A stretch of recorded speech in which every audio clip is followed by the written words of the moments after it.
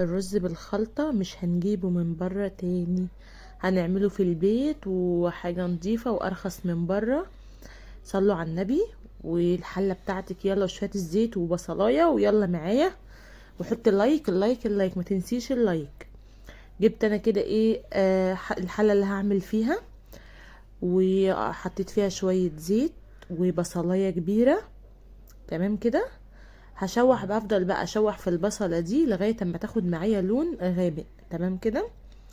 بعد ما اشوحها وتاخد معايا لون غامق، هنزل عليها بقرن فلفل. عايزه فلفل شطه، عايزه فلفل رومي، براحتك. وبعد القرن الفلفل ده هشوح الاتنين مع بعض. وبعد كده هنزل عليهم بواحدة طماطم متقطعة ومتقشرة. تمام كده. تاني هتجيب البصلة كبيرة وتشوحيها لغاية اما تاخد لون غامق. وبعد كده تنزلي عليها بقرن فلفل، يا اما رومي يا اما حار على حسب ما انت بتفضلي. وبعد كده هكون مقطعه على جنب واحده طماطم بعد ما البصل والفلفل ياخدوا ويدوا مع بعض. هقوم نازله بيها زي ما انتوا شايفين كده. طيب هتروحي عند العلاف، هتقولي له انا عايزه توابل رز بالخلطه. توابل رز بالخلطه وواحده لومي او ليمون مجفف. هو ده السر بس، ولا اي حاجه تاني. وشويه رز الحلوين بتوعك هتنقيهم وتغسليهم وخلاص على كده. يبقى انت هتجيبي من العلاف توابل رز بالخلطة بالزعفران. عايزاها بالزعفران، عايزاها العادية، براحتك.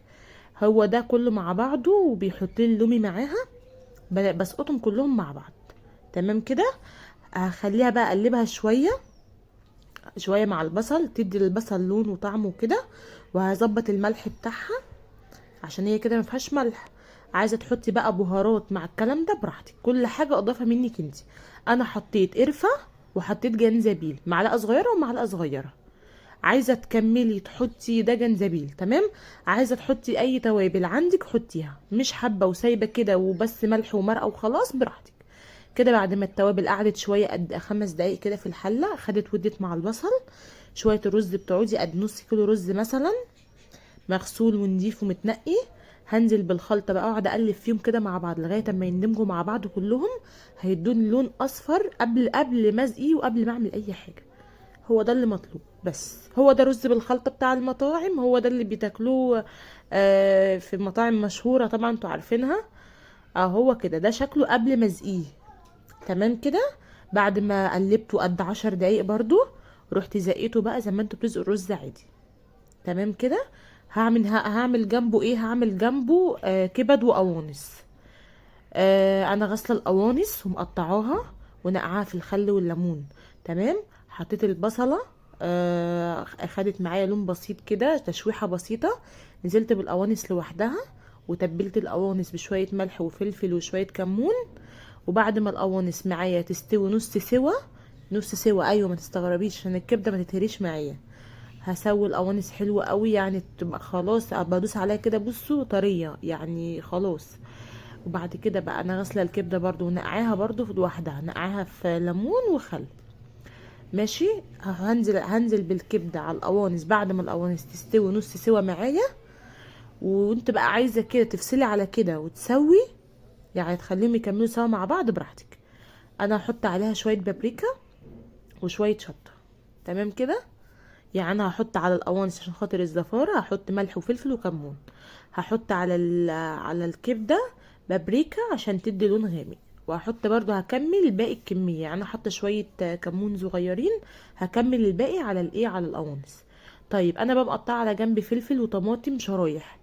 دي اضافه مني انا عشان الكميه تتضاعف.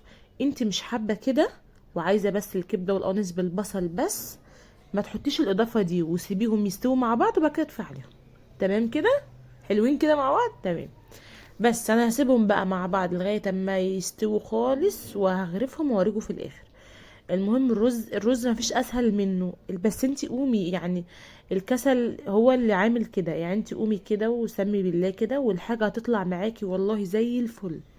والله الحاجه بتطلع في البيت احسن من بره بكتير. دي اضافه مني شويه زعتر. دي اضافه مني. وهحط نص ليمونه وشويه خل، عشان انا الصراحه ما بحبش الحاجه الزفره نهائي. بحب بقى اكد بقى يعني اي حاجه فيها احس انها اشك ان هي فيها زفاره، بحط عليها ليمونه وسنة خل بسيطة. تمام كده. انت بقى برضو دي اضافات، انت حباها مش حباها براحتك. كده بقى الرز بعد ما اتغرف وبقى جميل، بصوا يعني لك ان تتخيلوا ان انا الطعم بتاع المطاعم بالظبط. بس انت جيبي الخلطة دي من العلاف. وده طبق سلطة، وكان عندي كابوتشا، ودي الحاجة بعد ما جهزت معايا. حطي لي لايك وشيري الفيديو لاصحابك لو استفدتي، خلي غيرك يستفاد. وعايزاكم تتفاعلوا في القناة. عايزاكم تعملوا حاجة في البيت. باي.